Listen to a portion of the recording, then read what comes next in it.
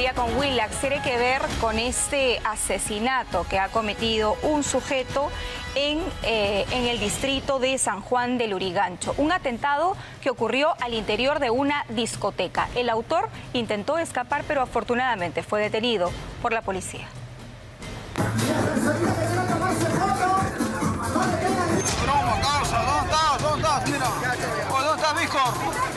Murieron en plena celebración.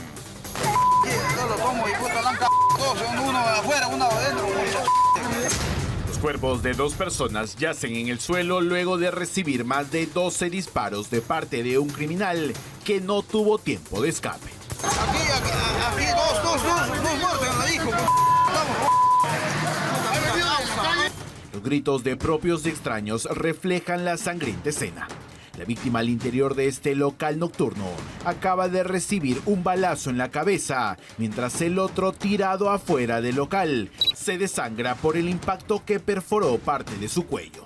El presunto pistolero fue identificado como Sheral Iván Asenjo Fernández, un sujeto que, de acuerdo a la información policial, escapaba de una intervención, pues había sido descubierto portando un arma.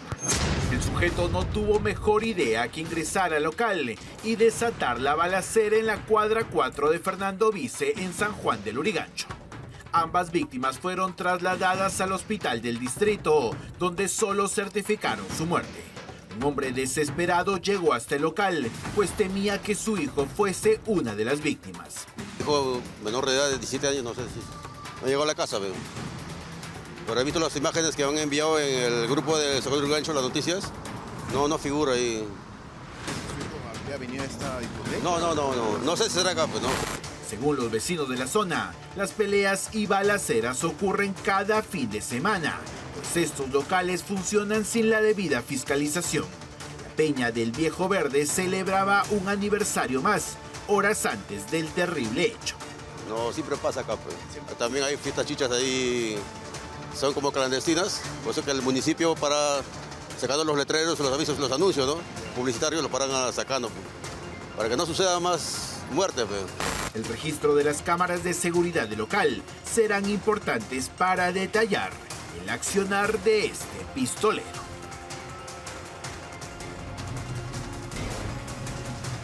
Bueno, ¿y qué está sucediendo en San Juan del Lurigancho, no? Una mujer estaba tomando jugo. Era un día normal, aparentemente, y de pronto es atacada por un sicario frente a un niño que huye despavorido.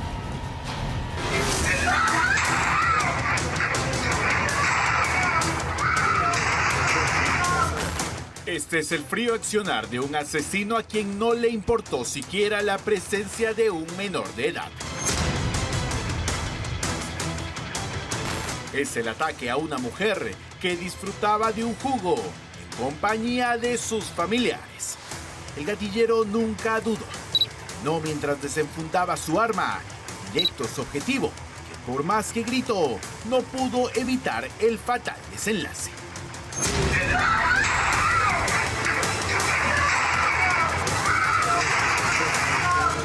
Un primer disparo dejó tendida a la mujer en el suelo. Mientras este pequeño corría llorando y desesperado, el pistolero no se amilanó y de 2 disparos más aseguró el trabajo sucio que se le había encomendado. Y como 7 patrulleros y lo que dijeron la gente no. Pero que la habían baleado adentro de una juguería. Sí, así. ¿Ha sido puesto de juguería de qué? Ha puesto juguería a una mujer. 4 mujeres más estaban en el mismo local.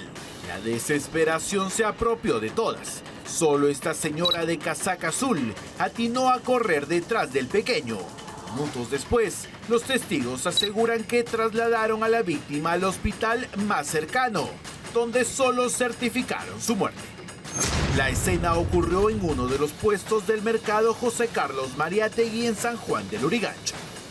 Según las primeras investigaciones, todo apuntaría a un ajuste de cuentas. Los comerciantes exigen más seguridad, pues el AMPA ha tomado la zona violentando su tranquilidad. Ahora el caso está en manos del DEPINCRI del sector, quienes analizan más cámaras de seguridad para dar con el paradero de este asesino.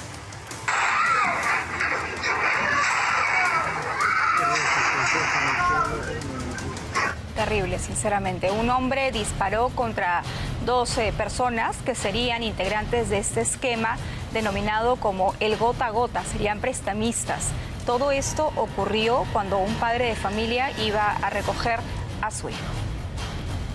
A simple vista, parecían que conversaban tranquilamente en plena vía pública, pero en cuestión de segundos, todo cambió.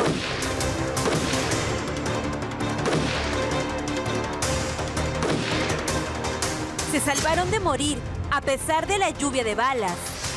El atacante fue directamente contra 2 de ellos y disparó más de 4 veces. Uno de los heridos, cojeando, cruzó la pista, mientras el otro joven permaneció en el suelo tras recibir impactos de bala en la pierna. Este ataque ocurrió cuando los padres de familia iban a recoger a sus hijos de la institución educativa Luis Pacheco Wilson en el asentamiento humano San Pedro en Talara, Piura. Los heridos permanecen internados en un hospital. Su pronóstico es reservado. La policía maneja como primera hipótesis que el ataque estaría relacionado con un presunto cobro de gota a gota. Bueno, y en Lurigancho también un taxista fue asesinado por delincuentes que se hicieron pasar como pasajeros. Le terminaron robando su carro. Escúchame, hermano, no te duermas. Tranquilo, estás vivo, tranquilo, no te duermas. Quedó tendido en el piso aferrándose a la vida, luego de ser atacado para robarle su vehículo. ¿Ves? Hermano,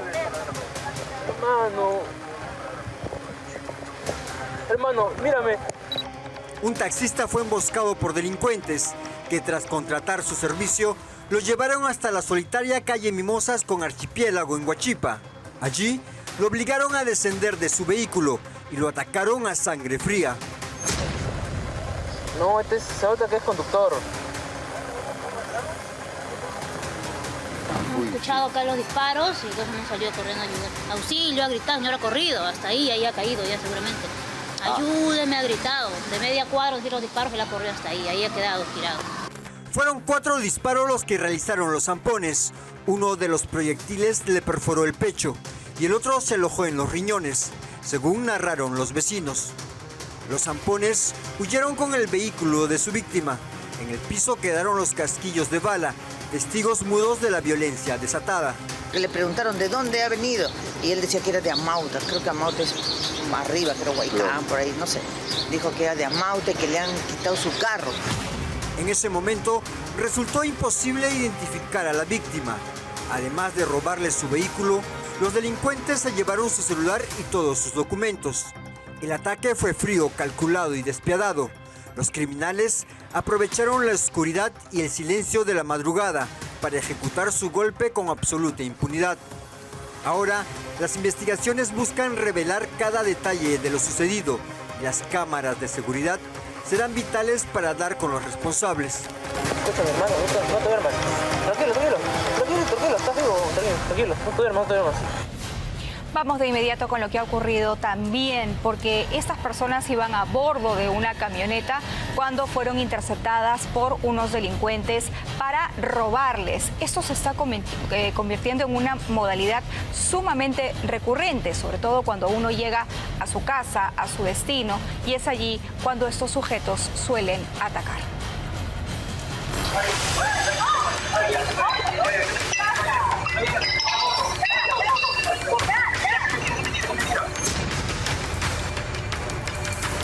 Estacionaron este vehículo como si fueran los dueños de esta casa, pero solo era una apariencia para esconder su verdadera intención: asaltar a los ocupantes de esta camioneta que se encontraban cerca a ellos.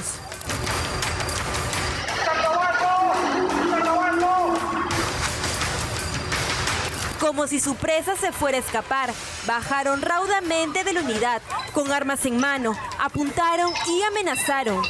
Bajo amenazas, hicieron subir al joven a la unidad, mientras su acompañante gritaba desesperada.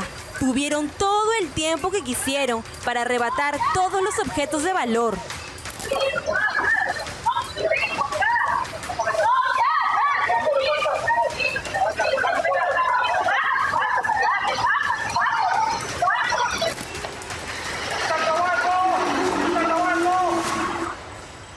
utilizan camionetas grandes ya, imagino que es para pasar desapercibido también por la zona en sí, y sobre todo motos, que son lo más común que vemos por acá siempre. Los vecinos del Jirón Caracas, en Jesús María, mencionaron que este tipo de robo con frecuencia se registra en la noche. Esa zona, si bien es cierto es residencial, por las noches es muy oscura y se presta mucho para personas de mal vivir, ¿no? ¿Cómo pediría a las autoridades que continúen con de hecho, sí, eso sí, pues a nivel nacional creo que estamos necesitando eso, ¿no? Esperan que el registro de estas cámaras de seguridad ayuden en la pronta captura de estos criminales.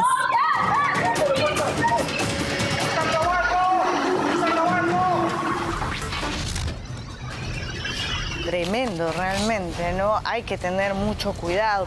También los accidentes están a la orden de día. Este fin de semana, 2 personas lamentablemente han perdido la vida entre un impacto, un choque entre un vehículo y una mototaxi. Al parecer, el exceso de velocidad habría sido la causa de este accidente.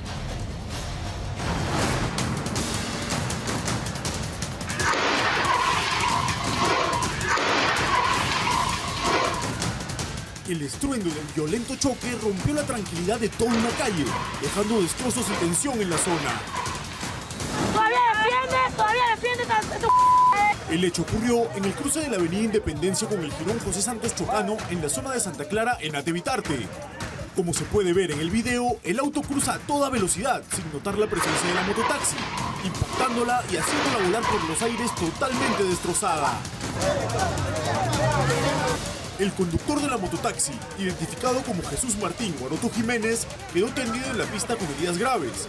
Al mismo tiempo, los 2 pasajeros, identificados como Sonia Rixe Patia, de 55 años, y Rubén Pau Cariaxa, de 66 años, resultaron con lesiones de consideración. El personal de Serenazgo fue alertado por los vecinos del lugar, llegando rápidamente para brindar apoyo a las víctimas. Con ellos, 3 ambulancias se hicieron presentes con personal de salud, dándole primeros auxilios a los heridos para luego conducirlos a emergencias del hospital de Atevitarte. El chofer del auto marca Subaru, con placa AYO 676, identificado como Walter Julián Kichka Palacios, fue detenido y llevado a la comisaría del distrito en medio de los gritos de los vecinos, quienes incluso intentaron agredirlo. ¡Niños! ¡Todavía defiende esta madre para que todos ¡sácate tus teas, peruano de mierda! Las investigaciones policiales determinarán las causas del accidente. Por el momento, los vehículos siniestrados fueron puestos a disposición de las autoridades.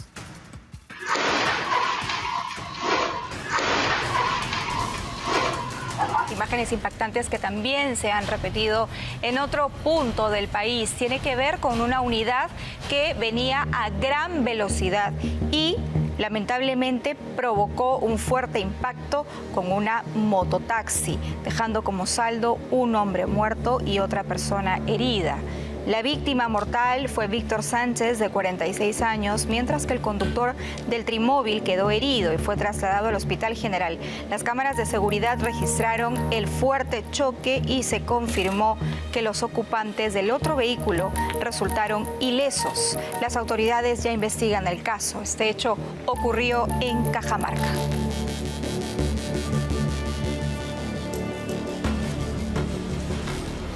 Bueno, y nuevamente una mototaxi, ¿no? Esta vez en Jicamarca. 3 personas han resultado heridas. Una madre por poco y pierde la vida por el impacto con otro vehículo.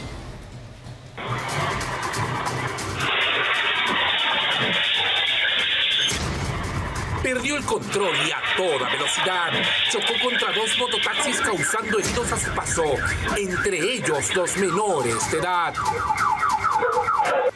Aquí vemos cómo este auto llega a toda velocidad e impacta contra un mototaxi que estaba estacionado en una esquina. Nótese que segundos antes del impacto, el conductor de ese motocar iba a subir acompañado de un pasajero, pero al ver al carro fuera de control, corren por sus vidas, salvándose de una muerte segura. El carro vino y lo impactó, pero primero a la primera moto, lo volteó hasta acá y a la otra moto se impactó. Pero ahí no queda todo, pues luego del primer impacto, el auto se desvía y termina chocando contra otro mototaxi para luego estrellarse en el frontis de una casa. Producto de este terrible accidente, salieron heridos una madre junto a sus 2 hijos, entre ellos un bebé de meses de nacido que iban en el segundo mototaxi. ¿Quiénes salieron heridos? Una mamá con su bebé de 3 meses aprox y un niño de 11 años. Sucedió en la avenida Tupac Inca Yupanqui, en la localidad de Jicamarca. Según testigos, al parecer, el conductor del Station Wagon habría perdido el control y atropellado a alguien cuadras más atrás y trataba de escapar del lugar. Simplemente escuché que se estaba escapando porque había atropellado a una persona más arriba.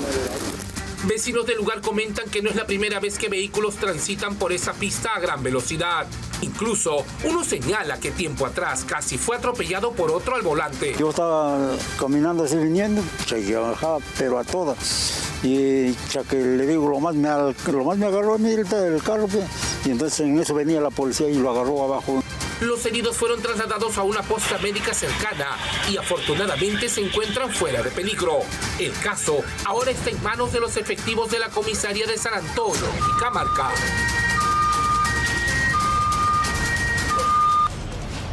Bueno, la mujer que fue víctima del accidente de tránsito ocurrido en la vía Evitamiento se encuentra bastante grave y tiene varias fracturas y su esposo señala que ella podría ser operada del cráneo. Él también ha contado que días antes de que ocurriera este accidente fatal en la vía Evitamiento, su esposo le había manifestado que tenía mucho temor de subirse a estos buses. Fue el primero en llegar a la escena y también el primero en socorrer a las víctimas del terrible accidente provocado por la empresa Real Star. Su esposa Daniela Mendoza, ingeniera industrial de 29 años, viajaba sentada junto a la ventana, cerca de la puerta de ingreso del bus, cuando un enorme fierro atravesó la unidad y la golpeó de lleno por el lado izquierdo. Mi esposa me timbró el teléfono y agarró y le pasó a otra persona para poder hablar con esa persona, porque ya que mi esposa estaba en shock y tenía problemas en la cabeza, los golpes eran muy fuertes y no podía hablar. Me pasó y yo a través de la persona X, yo llegué al lugar del hecho. Franklin se topó con una escena desgarradora, pasajeros ensangrentados, gritos de dolor y un ambiente caótico donde reinaba la confusión absoluta. Desastroso, la gente intentaba ayudar pero no sabía qué hacer, movía inclusive a los heridos, cosa que no debería hacerse, ¿no? Lo primero que hizo fue correr a auxiliar a su esposa y luego comenzar a estabilizar a los heridos. Recuerda que las ambulancias tardaron en llegar. Lo estabilicé, lo puse en un rinconcito a sentarse para que espere la ambulancia porque no podía hacer nada en ese momento, no se podía, no había ni taxis ni nada, ¿no? Y pasó mucho tiempo para que lleguen las ambulancias y serenazgo nos trajo a nosotros. A un grupo de personas nos trajo serenazgo todavía, porque no llegaba la ambulancia, porque escuchaba los sonidos de las ambulancias, pero no llegaba al lugar. El impacto le fracturó el brazo, una pierna y le provocó fuertes dolores de cabeza, lo que obligará a los médicos a someter a una cirugía en el cráneo. Aunque AFOCAP cubrirá parte de los gastos, la ayuda no alcanza para la magnitud de lesiones. Lo indignante es que hasta ahora ningún representante de la empresa de transporte se ha comunicado con la familia. La empresa todavía no se pronuncia hasta ahorita, estamos esperando, ¿no? No llega nadie, no ha llegado. ¿Qué es algo así? No sé, estamos esperando, le pido a las autoridades que nos apoyen en ese aspecto, ¿no? Porque hay personas que también están bastante graves también, ¿no? Muy aparte de mi esposa. Este es el saldo de la imprudencia de un conductor que no contaba con la licencia de conducir. Efio Dávila será investigado por homicidio culposo y lesiones graves. Bueno, se tiene que investigar cómo es posible que este conductor no tendría ni siquiera licencia de conducir. Y ya ni qué decir de los documentos necesarios del carro. Son las 6:49. Hay que tener cuidado hasta con algunos profesores. Han detenido a un docente, imagínense, ¿no?, que exigía encuentros sexuales a las escolares a cambio de mejorar sus calificaciones. Entonces paseamos un rato, ya después te hago una buena. Estos son los repudiables mensajes que un profesor enviaba a una de sus alumnas de 14 años. El profesor fue identificado como Christopher Yamunake Olaya, un docente del Colegio Virgen del Perpetuo Socorro en Tumbes. Estos mensajes fueron descubiertos por el padre de la menor acosada, quien llegó al colegio acompañado de la policía. El docente fue detenido en plena clase ante la mirada asqueada de colegas, padres y alumnos. El padre de la víctima no aguantó la cólera y le propinó al docente un fuerte golpe en la cabeza, acción que fue continuada por otro padre de familia indignado por esta situación. Según los mensajes encontrados, este acoso no solo se habría quedado en palabras, sino que este sujeto finalmente habría abusado sexualmente de la menor. La cita a un lugar y la cita y pidiéndole que vaya con vestido, que le va a hacer esto, que le va a hacer lo otro, que de repente le duele, que no le duele, esas cosas dice.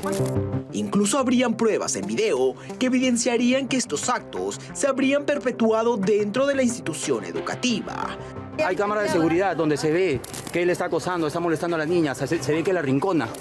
Padres de familia de otras alumnas denunciaron que sus hijas también venían recibiendo mensajes subidos de tono por parte de Christopher Yamunake. El plantel emitió un comunicado en el que despiden de inmediato al docente para cuidar la seguridad de sus estudiantes. Por lo pronto, Christopher Yamunake sigue detenido en la dependencia policial de Tumbes a la espera de las investigaciones. Todo el peso de la ley para este profesor, que lo que tenía que hacer era impartir educación a sus alumnas, protegerlas, guiarlas, cuidarlas, y lo que hizo fue aprovechar su cargo para acercarse de una manera indebida y abusar de una de ellas. Vamos a hablar de lo que ha pasado en San Juan del Lurigancho, porque los vecinos están hartos de estos pandilleros que se hacen pasar como si fueran barristas, ocasionan el caos en este distrito, pero además golpean a todo aquel que se cruce por su camino.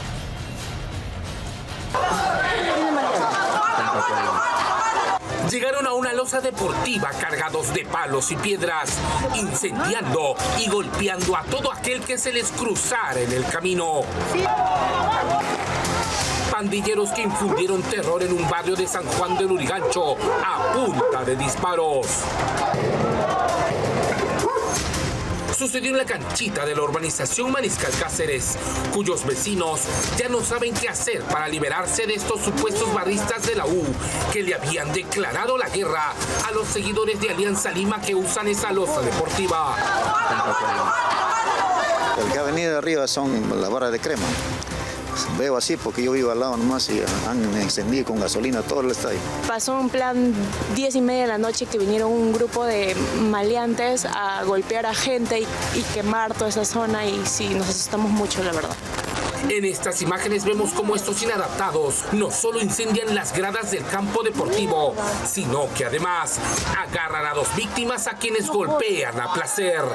A un hombre le quitan el polo y luego le llueven puñetes y patadas. Asustado, el hombre se sostiene de uno de los palos del arco, resignado a su suerte. Un destino similar sufrió otro vecino, a quien en la esquina de la canchita lo golpearon como quisieron, hasta que un disparo le salvó la vida, pues era el aviso de que la turba tenía que seguir avanzando. El primer disparo han hecho en el edificio de 6 pisos ahí arriba, después acá han hecho 2 disparos. Acá nunca se escucha balazos y eso fue un tema que nos preocupó bastante, la verdad. Vecinos denuncian que no es la primera vez que estos pandilleros causan desmanes en la zona y se sienten muy desprotegidos. Serenazgo, policía, por más que lo llamamos, mucho demora en venir también. Piden a las autoridades poner más seguridad en su barrio, que está siendo dominado por estos pseudo-barristas que no tienen respeto por nada ni por nadie.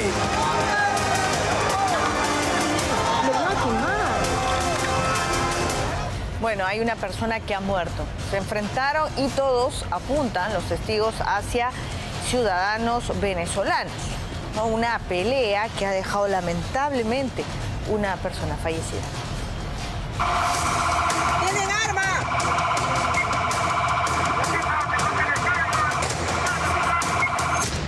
Huyeron por varios kilómetros tras asesinar a su objetivo, pero finalmente la policía pudo capturarlos. Un hombre perdió la vida a manos de un grupo de venezolanos tras un sangriento ataque. El hecho ocurrió en el cruce de la calle Los Sauces y la avenida Carapongo, en Lurigancho, Chosica, a las afueras del mercado central de Carapongo. La víctima, identificada como Gregory José Aparicio, se encontraba tomando desayuno en un puesto ambulante, cuando de pronto un sujeto se acercó por detrás y le disparó en varias ocasiones. En el lugar se encontraron al menos 5 casquillos de bala, manchas de sangre en el piso y las sandalias del hombre afectado. Los familiares del herido lo subieron rápidamente a una mototaxi para trasladarlo al Centro de Salud Virgen del Rosario de Carapongo, que se encontraba a unas cuantas cuadras de allí. Sin embargo, el hombre falleció dentro del vehículo antes de poder ser atendido. En horas de la mañana, personal serenado del Cura de Servicio del Mercado Central escuchó disparos de arma de fuego, ¿no?, entre la intersección de Sauces con 24 de septiembre. Inmediatamente se retiró al lugar, ubicando a una persona con heridas de bala en el suelo. Y 2 sujetos que corrían. El personal serenado empezó la persecución a pie, logrando intervenir a uno de ellos, pero su cómplice lo amenazó con arma de fuego, soltando, y vieron a un vehículo empezando la persecución. ¡Tienen arma!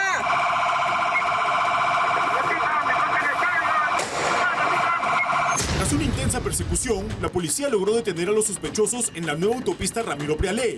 El chofer del auto negro fue identificado como Deiner Alexis Suárez. Junto a él se encontraba otro extranjero herido, que fue identificado como Freddy Tobar Romero y conducido al hospital de Vitarte para ser atendido.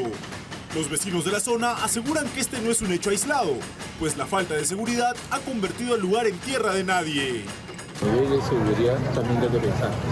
Hay que pensar porque aquí muchos de los negocios están siendo extorsionados. Ya, no sé, la policía viene, se pasea, porque realmente no tenemos tampoco un puesto policial. El vehículo y los detenidos fueron conducidos a la de Pincri, Chosica, donde el personal policial ha iniciado las investigaciones del caso. Se ha encontrado un arma vinculada al crimen del diplomático indonesio. De acuerdo a las primeras investigaciones que viene realizando la Policía Nacional, precisamente esta arma estaría vinculada a un policía. Empiezan a salir nuevas pistas del misterio que envuelve la muerte del diplomático de Indonesia. La policía halló la pistola con la que fue asesinado Setro Leonardo Purba, crimen ocurrido la noche del 1 de septiembre en Lince. Según las pesquisas, el arma encontrada es una Taurus calibre 3.80 que estaría registrada a nombre de un miembro de la propia Dinoes, generando aún más dudas respecto al asesinato del trabajador indonesio de 40 años.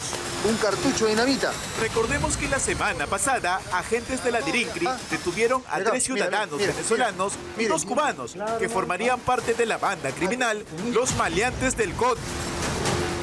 El arma se habría encontrado en el poder de Jaiker Echenagucia Quijada, venezolano de 23 años, mientras que la moto le pertenecería a Wilson Soto López, ciudadano de la misma nacionalidad de 24 años. Los agentes del orden confirmaron que mediante el Sistema Integrado de Identificación Balística, IBIS, el armamento tenía relación con la bala hallada en el cuerpo de Setro Purba. Las pericias aún continúan su curso. Hasta el momento, sigue siendo un misterio la muerte del trabajador de la Embajada de Indonesia, ya que según refieren allegados de la víctima, él no tenía problemas con nadie. Y por último, ni siquiera hablaba español. Vamos con otras noticias, son las 6:58. La Municipalidad de Lima ha empezado a implementar ya la utilización de drones para la captura de delincuentes. Esto como apoyo a la inseguridad ciudadana. Tenemos imágenes de cómo se ha llevado a cabo, por ejemplo, la intervención de microcomercializadores de droga. Durante varias semanas, un dron de la Municipalidad de Lima siguió desde lo alto cada uno de sus movimientos. Las imágenes aéreas no dejaban dudas. En el corazón del temido Callejón del Diablo, en Barrios Altos, las integrantes de la banda Las Medusas se dedicaban sin reparo a la microcomercialización de drogas. Esto también fue captado por las cámaras de videovigilancia.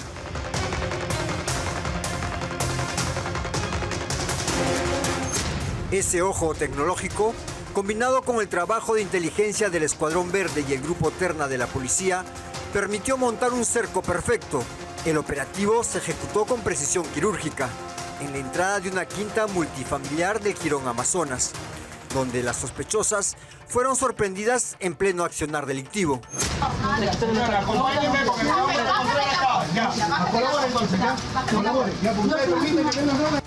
En la intervención cayeron de Yanira Lisette Obregón, alias La Diabla, y Estela Araceli Paz Gutiérrez, alias La Chata, ambas señaladas como cabecillas de la distribución. Ellas tienen un rosario de denuncias policiales.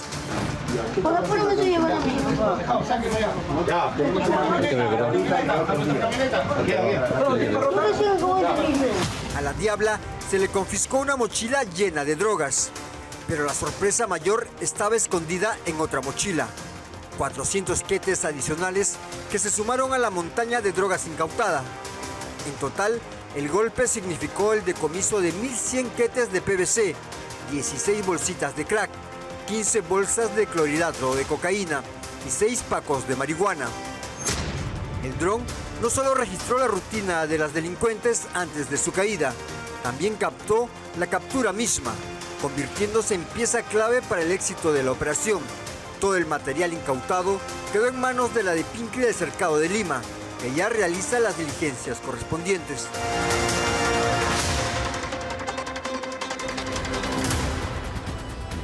Bueno, en medio de las críticas por su gestión, Dina Boluarte hizo un alto en una actividad pública oficial en Lambayeque y aprovechó este espacio para desearle un feliz cumpleaños al Papa León XIV. Pero no solamente le mandó el saludo, sino que le cantó Happy Birthday. Happy birthday to you. ¡Hey, qué bonito! ¡Eso es! ¡Feliz cumpleaños, querido Papa León XIV! ¡Eva! ¡La palmas! Happy birthday to you. Happy birthday to you.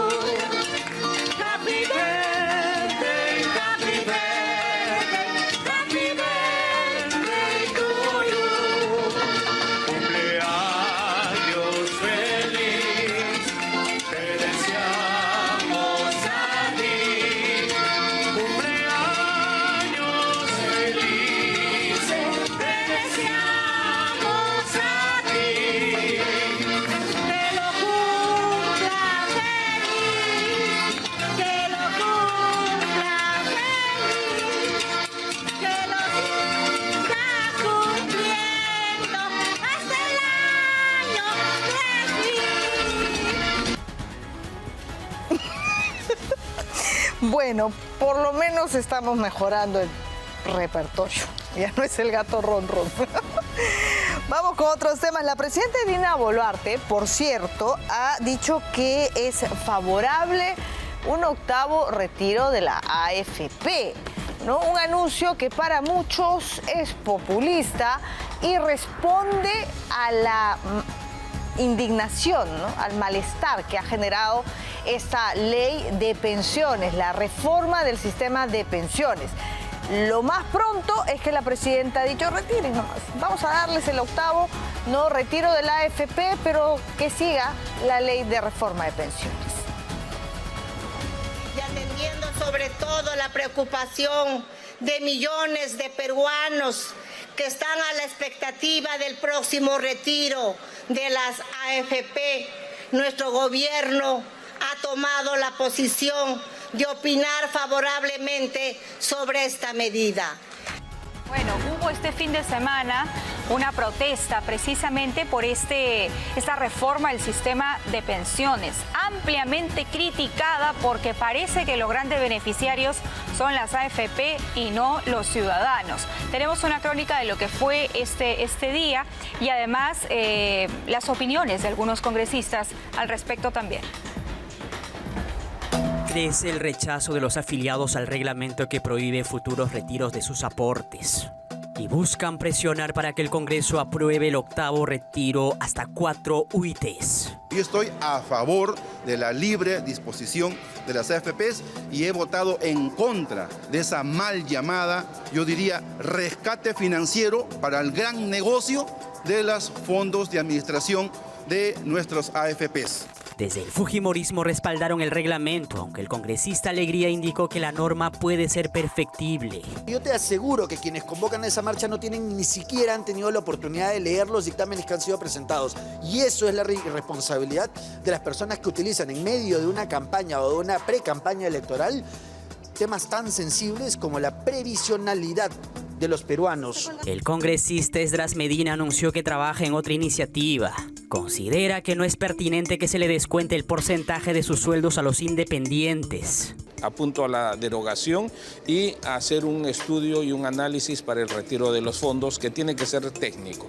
El congresista José Luna consideró que la reforma de pensiones es una gran estafa para los jóvenes e informales. Anunció que convencerá a sus colegas para encaminar un octavo retiro de AFP. Este reglamento es un abuso con los trabajadores públicos y privados. La marcha iniciará a las 9 de la mañana en la Plaza San Martín, con protestas simultáneas en otras ciudades. Esta movilización podría ser el punto de quiebre en el debate sobre las pensiones y los fondos de AFP que ya empezaron a generar rechazo multitudinario. Vamos a ver finalmente en qué queda este tema, ¿no? La verdad es que es lamentable que se le esté dejando terreno para que una agrupación política, ¿no?, tome este argumento como caballito de batalla, ¿no?, en campaña electoral. Un tema bastante populista. Vamos a ver si es que esto o no es observado por el Ejecutivo.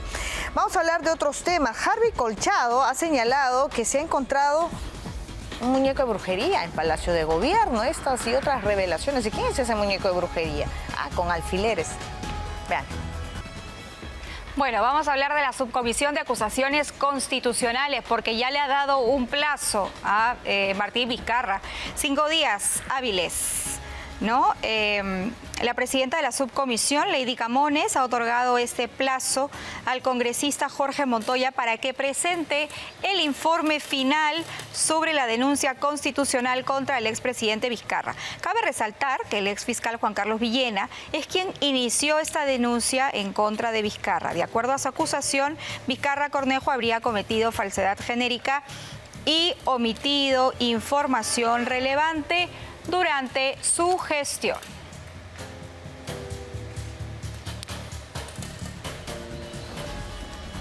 Bueno, mientras tanto, desde Perú Libre, ¿no?, así lo ha confirmado Richard Rojas, el secretario de esta agrupación política, asegura que están preparando todo para que Vladimir Cerrón sea su candidato en las próximas elecciones.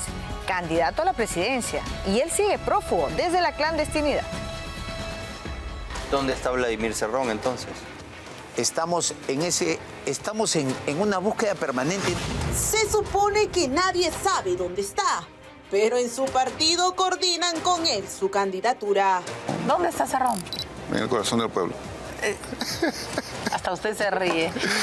Mientras que el ministro del Interior acepta no estar ni cerca de capturar a Vladimir Cerrón, su aliado y mano derecha, Richard Rojas, acepta que mantiene comunicación con él.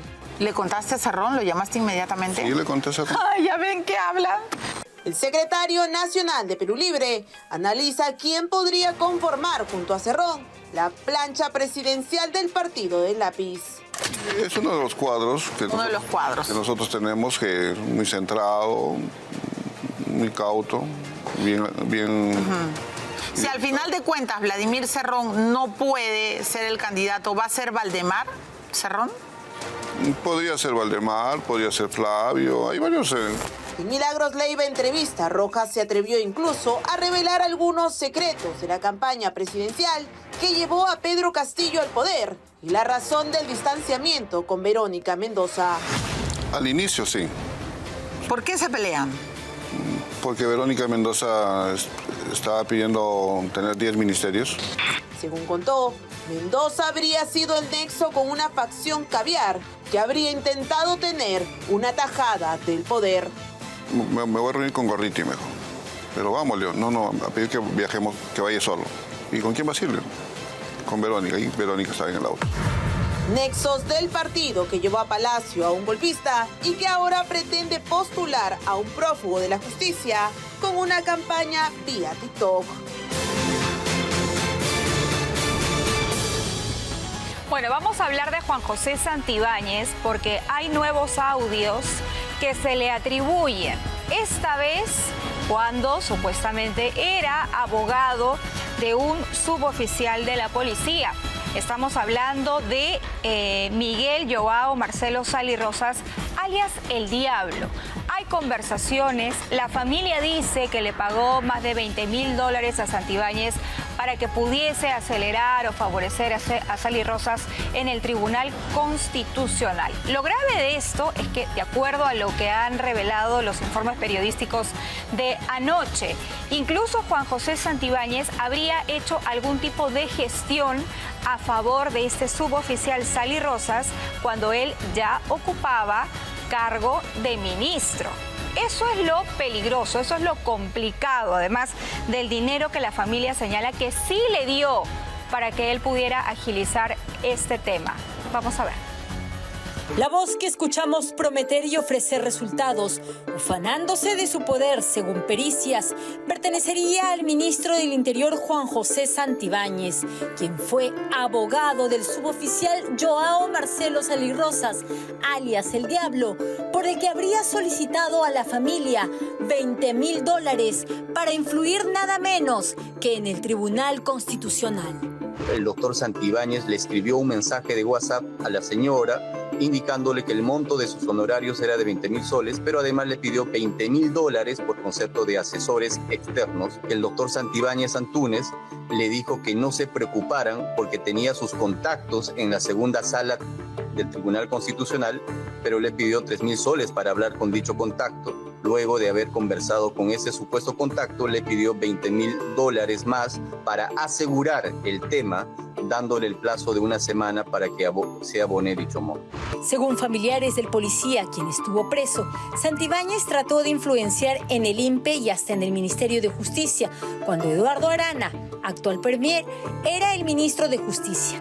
Y nada se cumplió. Por eso la familia decidió revelar los audios. El ministro del Interior, que promete luchar contra la delincuencia, se dejaba ver con otra cara. Dinero que iba y venía, según la denuncia, pero solo con un peritaje real. Con la voz del mismo ministro, podríamos despejar toda sospecha.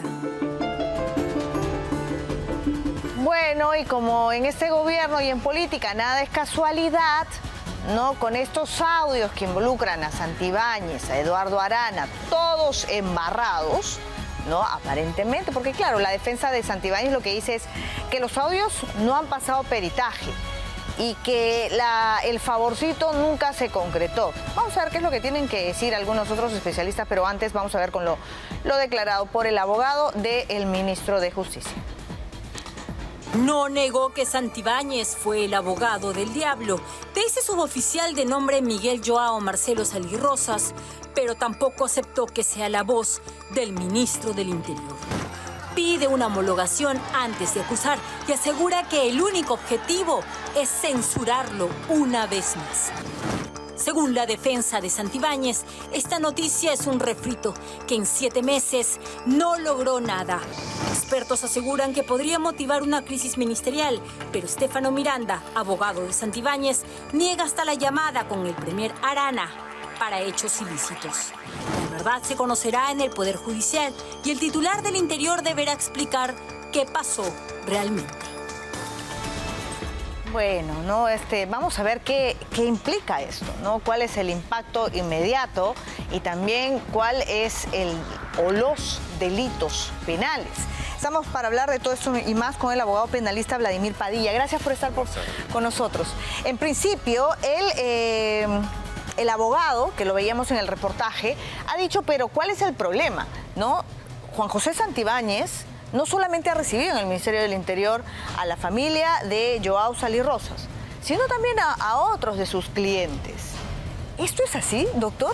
¿Es tan normal como nos lo pinta el abogado de Juan José Santibáñez? A ver, cuando tú llegas a ser ministro, deja de lado tus casos, ¿no es cierto? Y por tanto, si se dice tan abiertamente que, claro, me reuní con todos ellos, pierdes objetividad, ¿no? Porque si son tus clientes, ya hay un tema de una mala imagen que estás proyectando. Ahora, Lo que él señala va ratificando lo que dice el reportaje, que se reunieron.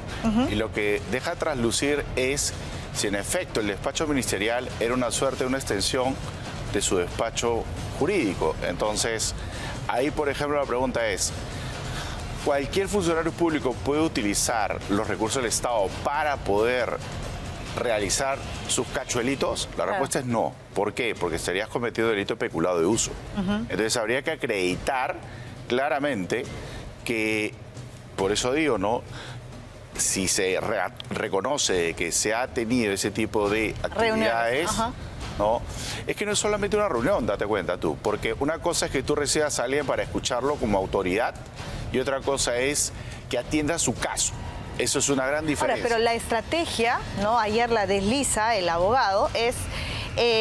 pero es que estábamos viendo desde el Ministerio del Interior una estrategia justamente con un grupo de policías sindicados como parte de una organización criminal y etcétera, ¿no?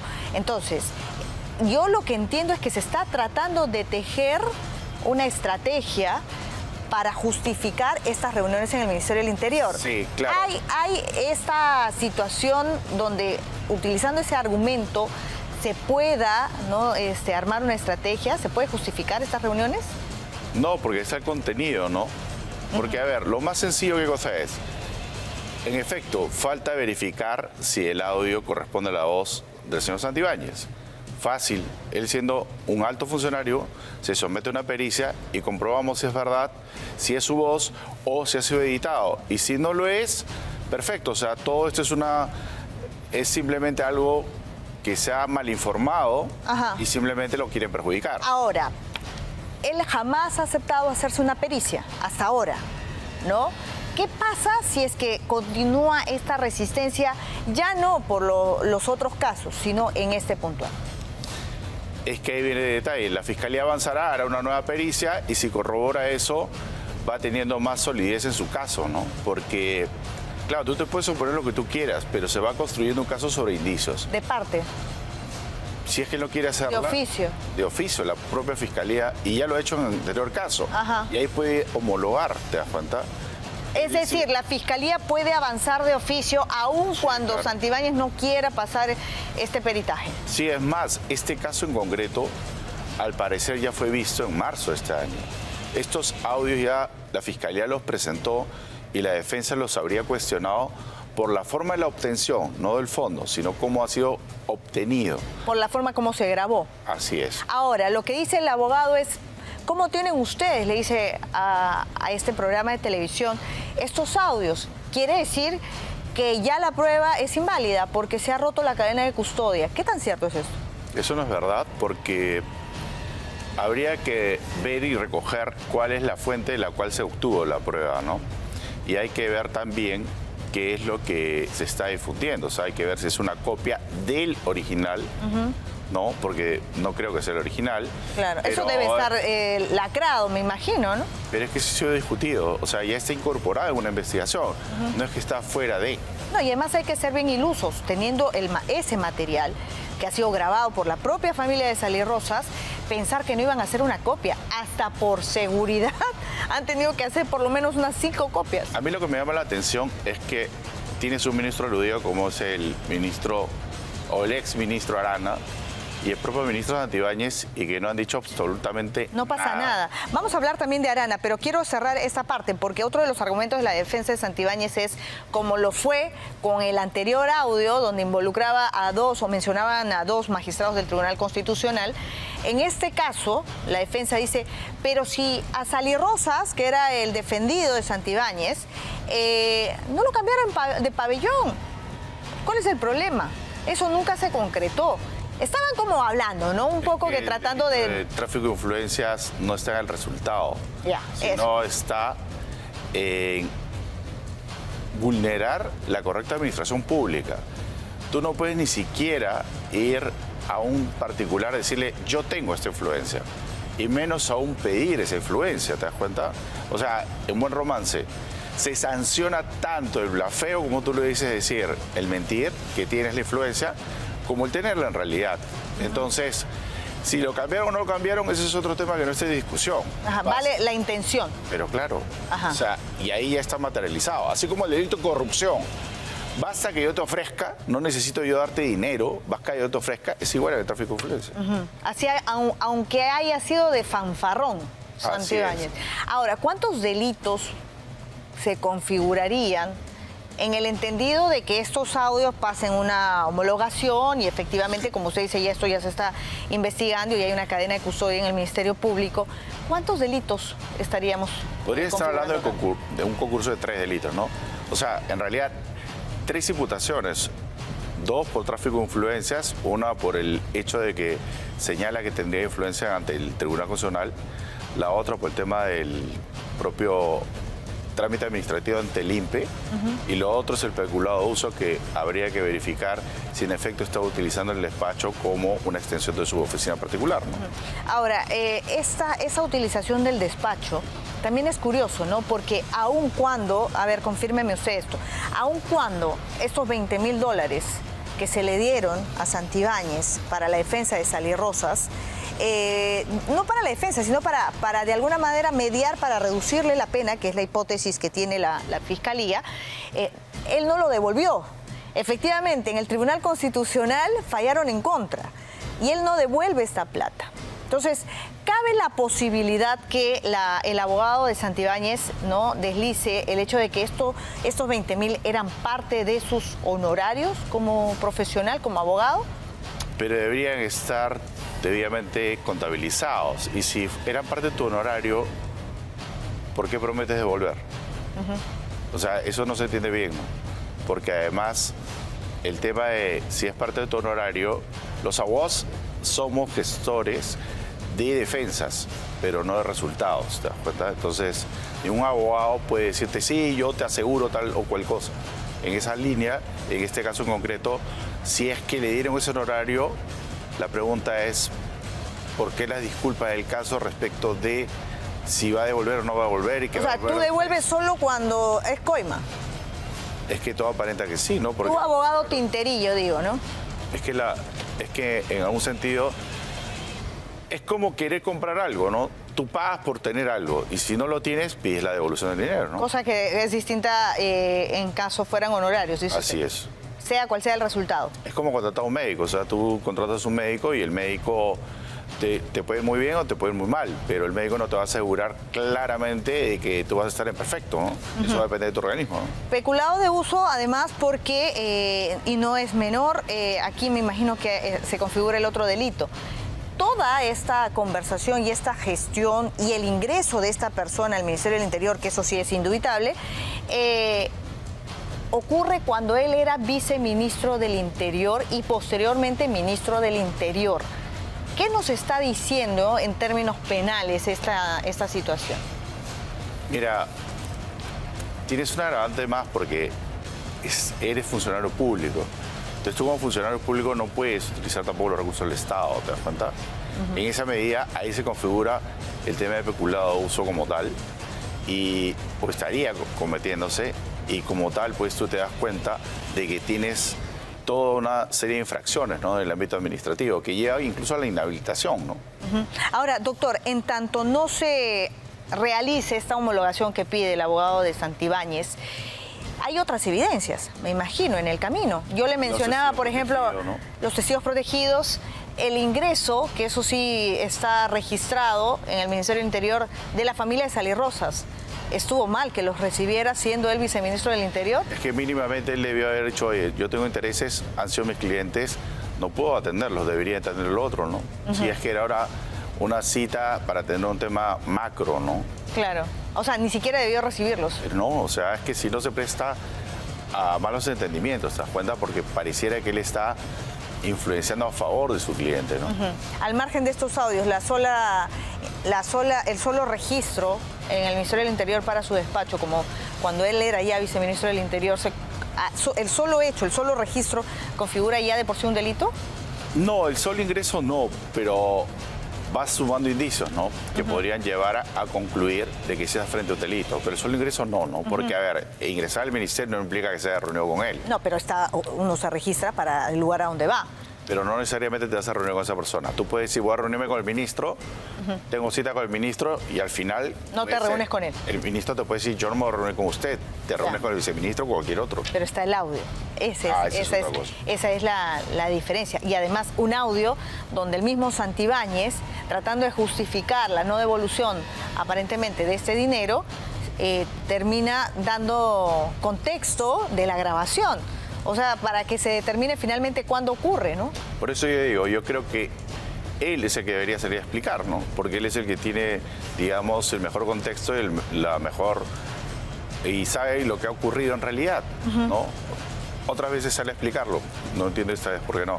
Bueno, ha salido la presidenta, ¿no? A decir que aprueba el 8º retiro de la AFP. O sea, como que 2 y 2 son 4, ya no nos comemos los cuentos de Montesinos, ¿no? O sea, ya estamos acostumbrados a ese tipo de cortinas, me imagino. Ya hemos aprendido. Ahora, doctor, en un eventual proceso, en esta investigación, se suma otro personaje que es Eduardo Arana. Él es presidente del Consejo de Ministros. En ese momento, aparentemente cuando se da este audio, él era ministro de Justicia. ¿Qué delitos habría cometido? Mira, en primer término también tráfico de influencia, porque en cierta medida él está infringiendo sus deberes y quieran o no, él a su vez también ordenaría o haría lo mismo respecto de lo que está, entre comillas, pidiendo el favor, porque pareciera que ya han hablado antes. Porque le dice, ¿te acuerdas del caso tal? Entonces, no te olvides, Luz. Entonces, dado un tema de contexto, habría que analizar también, y ahí, date cuenta, no interesa el resultado, ¿no? Es un tema...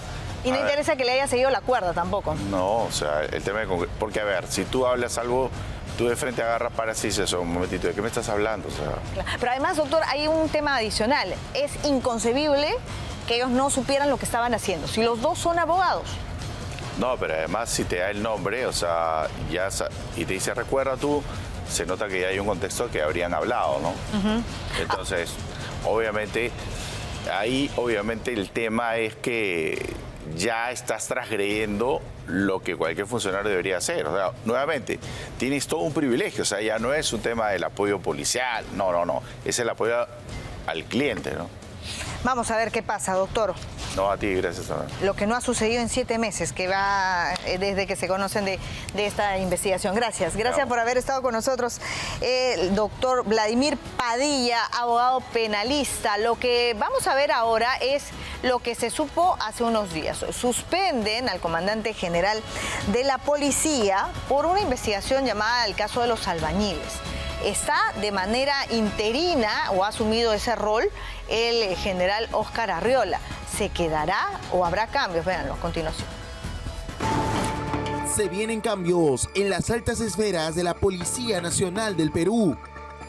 Víctor Sanabria, autoridad máxima de la policía, ha sido suspendido por 18 meses en su cargo de comandante general y su lugar sería ocupado por el teniente general Óscar Arriola. La decisión de suspender a Sanabria respondió a una solicitud del Ministerio Público que pidió limitar sus derechos mientras se desarrollan las investigaciones del proceso conocido como Policías Albañiles y donde está involucrado. En el 2020, agentes denunciaron que, bajo la gestión de Sanabria, al frente de la 9ª macrorregión policial de Arequipa, se ordenó a subalternos a realizar trabajos de construcción en instalaciones policiales en vez de resguardar a la ciudadanía. Esto es primera vez en toda la historia que se da. Por un hecho de, ¿qué me dice? ¿Abuso de autoridad? Peculado y abuso de autoridad, sí. Estos son los móviles, sí. Si bien por orden natural sería Arriola el encargado de quedar al frente de la policía, la decisión final dependerá de la mandataria Dira Boluarte, que puede nombrar a un nuevo comandante general dentro de la policía entre los 3 tenientes generales más antiguos. Yo siempre he estado preparado para lo que Dios designe en cualquiera de los momentos. Y uno no tiene por qué bajarse del caballo, solamente hasta cuando se detenga la máquina. Muy bien dicho, general Arriola. Sí, con toda seguridad. ¿Está preparado entonces? Siempre hemos estado preparados y bendecidos por Dios. En la hoja de vida de Óscar Arriola figuran cargos como vocero de la Policía Nacional, director de la Dirección Nacional de Investigación Criminal y jefe de la Dirección contra el Terrorismo.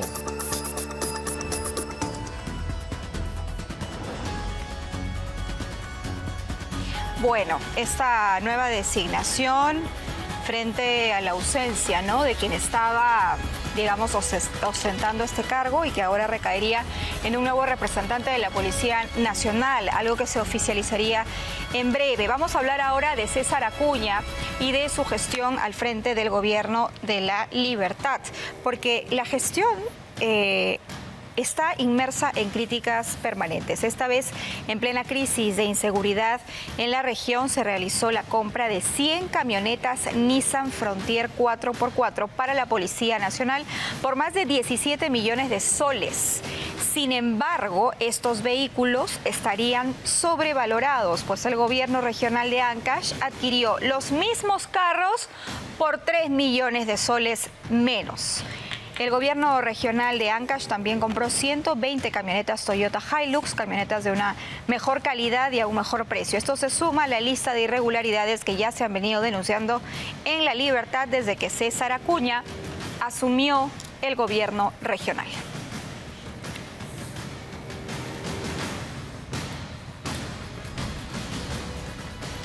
Bueno, el ex asesor de la congresista María Agüero y sindicado como uno de los responsables, en este caso de recorte de sueldo a trabajadores del Congreso, sería extraditado en los próximos días desde España. El Poder Judicial admitió la solicitud de extradición contra Alexis de la Cruz Canales, ex asesor de la congresista María Agüero, que fue detenido en España, recordemos, el 19 de agosto. Ella, que es de Perú Libre, enfrenta acusaciones por el presunto cobro de mocha, sueldos a por lo menos 12 trabajadores del despacho congresal. Bueno, los trabajadores habrían entregado por el lapso de casi un año el 10% de su sueldo y ese monto era recaudado por el ex asesor de la congresista de Perú Libre.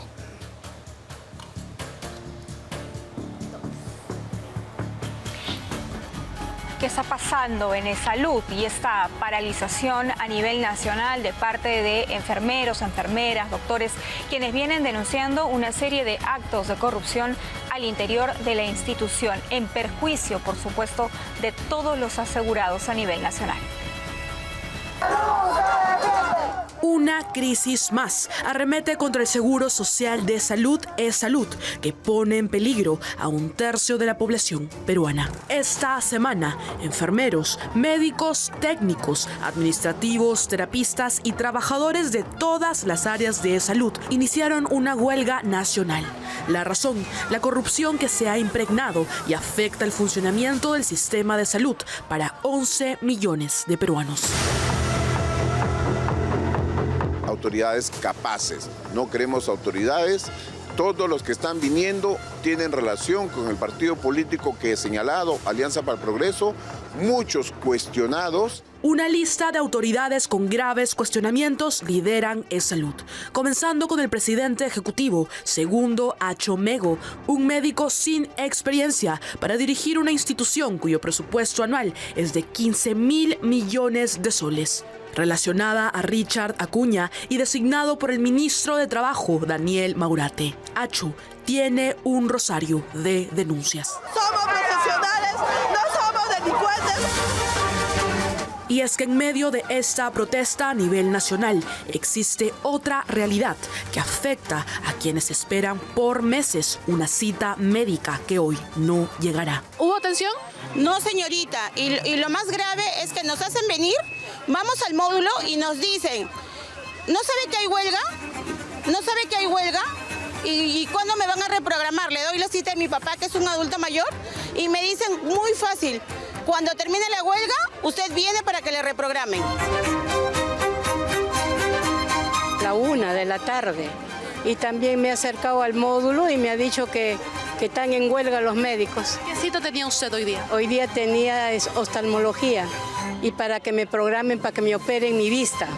Y me ha dicho que espere, que escuche que levanten la huelga para que venga a reprogramar otra vez. E-Salud hoy parece estar en coma o en una cama UCI. A las protestas de sus médicos y trabajadores que están cansados de la injerencia política, la pésima gestión y la corrupción. Se suma el abandono de los pacientes, quienes no tienen citas ni medicinas, menos la oportunidad de operarse oportunamente. Mientras, la presidenta Dina Boluarte sigue entregando como dote de co-gobierno esta institución a Alianza para el Progreso. Las denuncias y problemas como cancha están asegurados.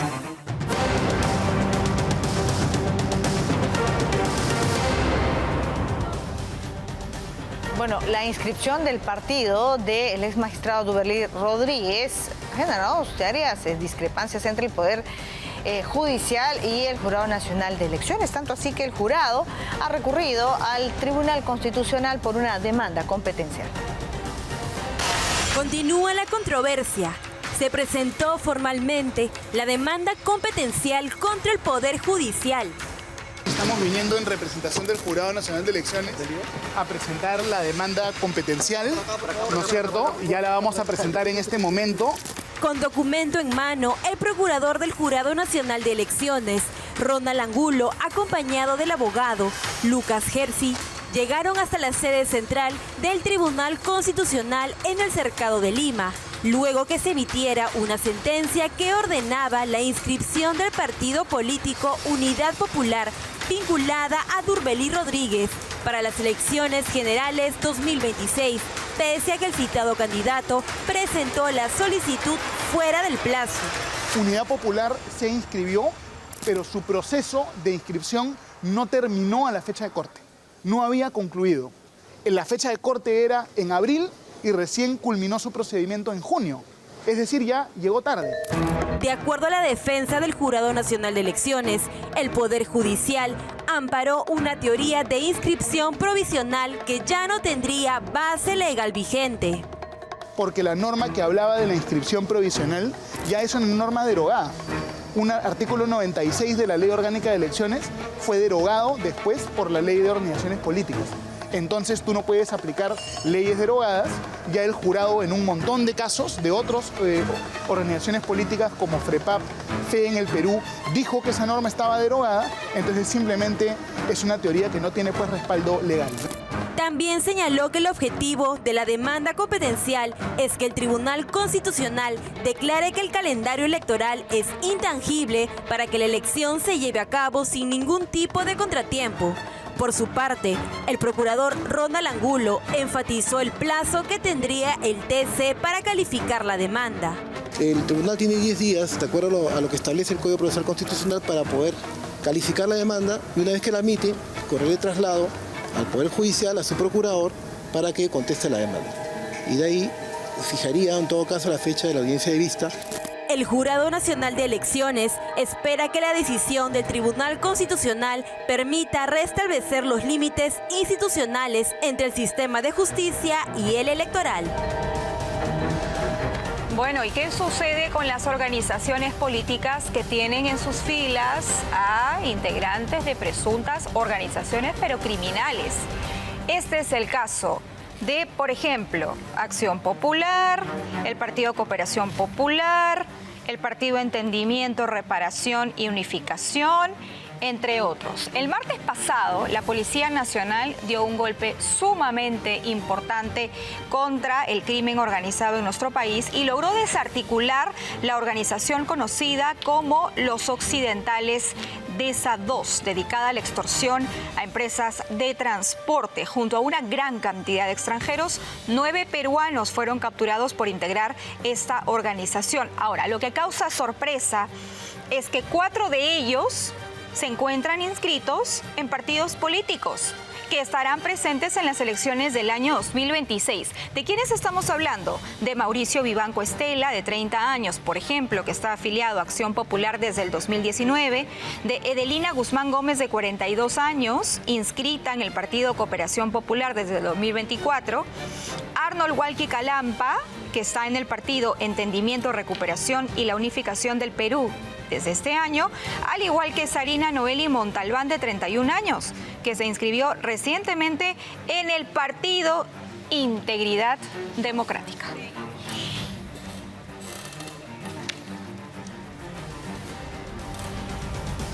son las 7:41 y el plazo se va acortando para aquellas autoridades que piensan postular a otro cargo público y que todavía no han renunciado. Tienen hasta el 13 de octubre, según el Jurado Nacional de Elecciones, para cumplir con la norma electoral y renunciar. Esa disposición indica que los altos funcionarios que quieren ser candidatos tienen que renunciar, ¿no? Y claro, está la expectativa en muchos de ellos. Por ejemplo, el alcalde de Lima, Rafael López Aliaga. ¿Va a renunciar o no va a renunciar? Esa es la gran interrogante. La fecha vence el 13 de octubre.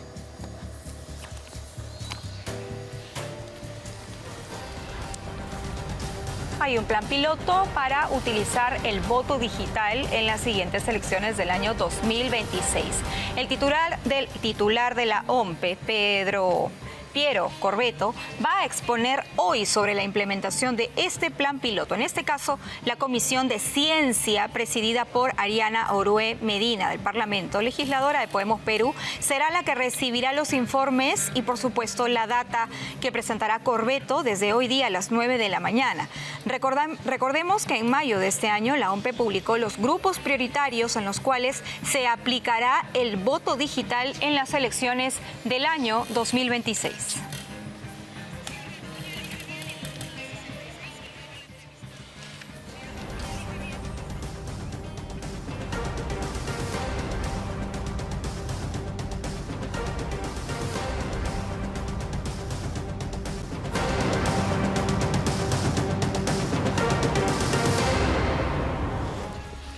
Vamos a hablar del hermano de la presidenta, Nicanor Boluarte, porque respecto de las investigaciones en su contra, el juez Richard Concepción Carhuancho ha solicitado la abstención del magistrado Gustavo Gutiérrez Tixe en el caso que involucra a Nicanor Boluarte. Dice que debe abstenerse de ver el habeas corpus presentado por Nicanor en su contra.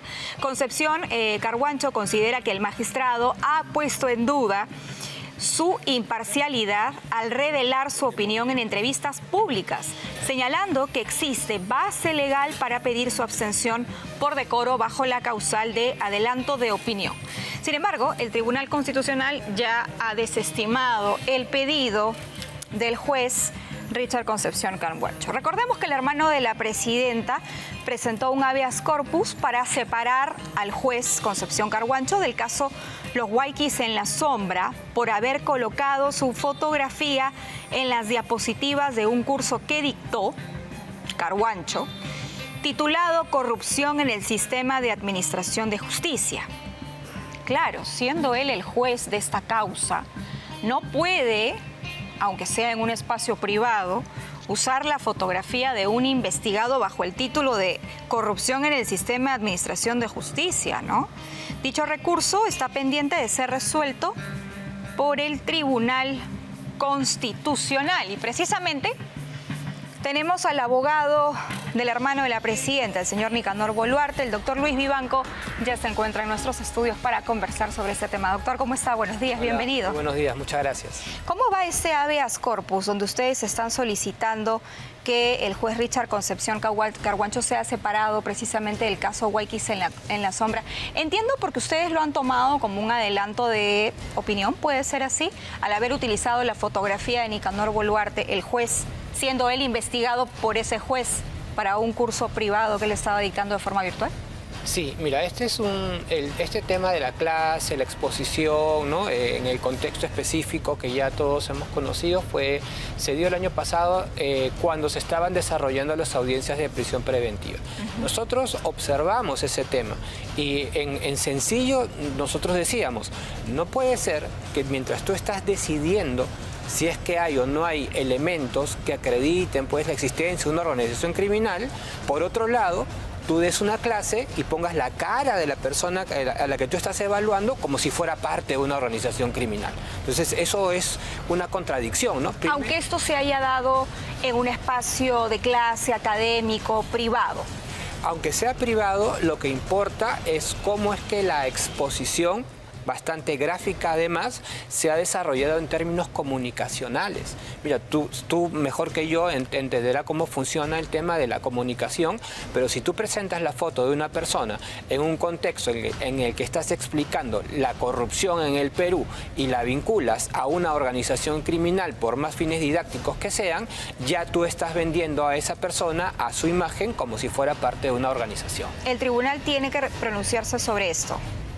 ¿O Sí, todavía sí. hay un plazo? Este es un tema que nosotros trasladamos en un primer momento al Poder Judicial, se formuló una recusación, el juez la rechazó evidentemente, subió a la Corte Superior, la Corte Superior también ratificó el rechazo de esta recusación, pero de este incidente nosotros podemos rescatar que, por ejemplo, el juez en ningún momento negó el hecho. Por el contrario, él ha reconocido el hecho y ha sostenido que fue un error. Y error o no, finalmente, la consecuencia es la misma. Eso ha dicho Richard Concepción Carguancho. Eso consta, eso él ha declarado exactamente, ante la justicia. Exactamente, eso está. Entonces, nosotros evidentemente, al tener esta base objetiva, ¿no es cierto?, la realización del hecho, el reconocimiento que se ha dictado en la clase, el justificarla aduciendo pues que ha sido, ¿no?, entre comillas, un error, lo que se ha decidido es trasladar la discusión ya al ámbito constitucional. Ahora, ustedes entonces dudan de la idoneidad del juez Richard Concepción Carguancho para resolver sobre este tema, pero Richard Concepción Carguancho a su vez duda del del tribuno Gustavo Gutiérrez Tixe en este caso. Dice que él no debería participar en la resolución de este habeas corpus que ustedes han presentado, porque él ya ha adelantado opinión en algunas entrevistas a su criterio. ¿Qué responde usted como defensa técnica? Lo que hay un doble pues rasero, ¿no? Porque cuando el juez dicta una clase y presenta pues al señor Nicanor Boluarte, ¿no?, como si fuera parte de una organización, para el juez no hay ningún problema. Eso está bien, es lícito, es correcto. Pero si el doctor Gutiérrez Tixe hace algún comentario, entonces ahí sí lo descalifica. Entonces, si el juez fuera coherente con sus argumentos, él en su momento se hubiera inhibido por decoro. Y hubiera dicho, miren, yo dicté la clase, acá está, ¿no es cierto? Fue un error o lo que fuere, pero para evitar cuestionamientos y en aras de la transparencia y asegurar pues que haya una resolución absolutamente imparcial, yo dejo el caso. Y esa división no hubiese provocado la caída del juicio, ni hubiese favorecido ampliamente a Nicanor Boluarte, porque otro juez puede ver la causa. Correcto, objetivamente. No sería la primera vez tampoco que un juez, por cuestión de interferencia o conflicto de interés, se inhibe de participar en un proceso. Eso se da de manera absolutamente recurrente cuando existe el más mínimo elemento que ponga en duda la imparcialidad del juez. El magistrado, para evitar cuestionamientos y asegurar la imparcialidad, decide apartarse, porque ningún magistrado tiene pues un interés especial de amarrarse a ninguna causa, porque los jueces son objetivos y así como él, cualquier otro del mismo nivel pudo haber decidido el incidente. Vamos a hablar del caso Guayquis en la sombra. En efecto, ustedes han presentado una apelación, ¿verdad? Porque el juez Richard Concepción Carguancho les ha declarado infundado el recurso de excepción de improcedencia que han presentado ustedes en el marco de este proceso. ¿Qué es lo que están solicitando con este recurso de excepción de improcedencia? Entiendo que lo que están pidiendo es que no se le investigue al señor Nicanor Boluarte por el presunto delito de organización criminal. Lo que busca el recurso es el archivamiento de ese extremo del proceso, por el delito de organización criminal. Básicamente porque queremos que se aplique la ley de crimen organizado intermedia al caso. Tú recordarás que el señor fue imputado con una ley de crimen organizado, una primera ley. A los pocos días de la audiencia se modificó la ley y se publicó una segunda ley, que es la 32108, me parece. Pero después se publicó una segunda modificatoria, que es la ley 32138. Entonces, en este caso concurren tres normas. La norma con la que se imputa, una primera modificatoria y una segunda modificatoria. según como rezan el principio de aplicación de leyes penales en el tiempo, de estas tres, ¿no?, se debe escoger la más favorable al reo.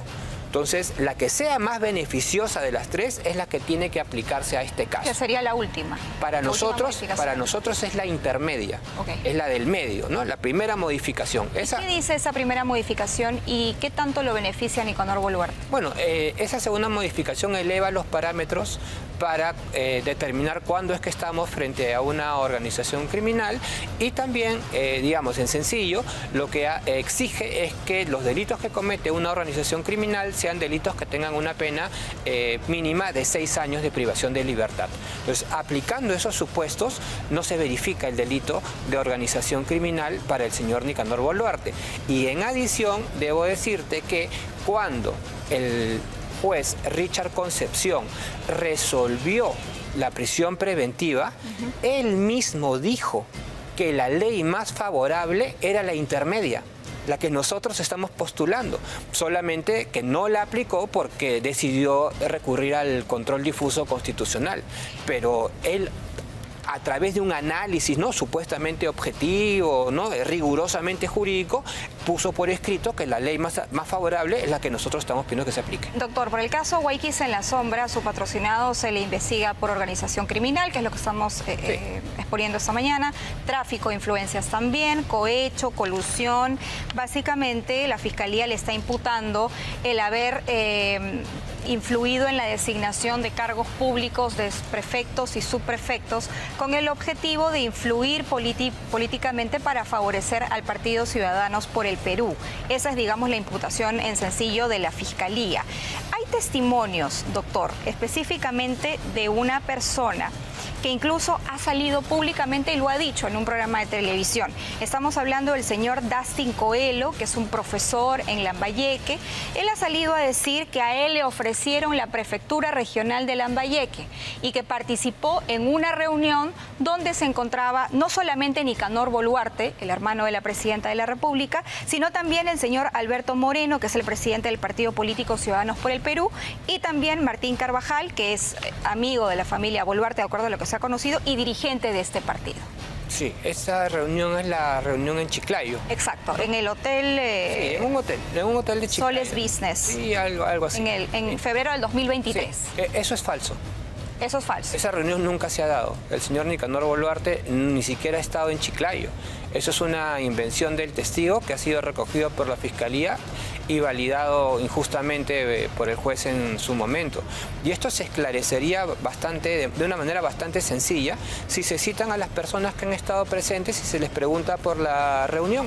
Sí, ellos han dado su testimonio también públicamente a un medio de comunicación. El señor Alberto Moreno ha negado la participación del señor Boluarte, Martín Carvajal lo mismo, pero claro, ellos son, digamos, conocidos de Nicanor, forman parte del partido. Se podría pensar que también no lo van a admitir, ¿verdad? Porque sería admitir una conducta irregular, impropia. Mira tú que hay un montón de formas de probar si es que ha estado o no ha estado una persona en Chiclayo, en ese hotel, ¿no?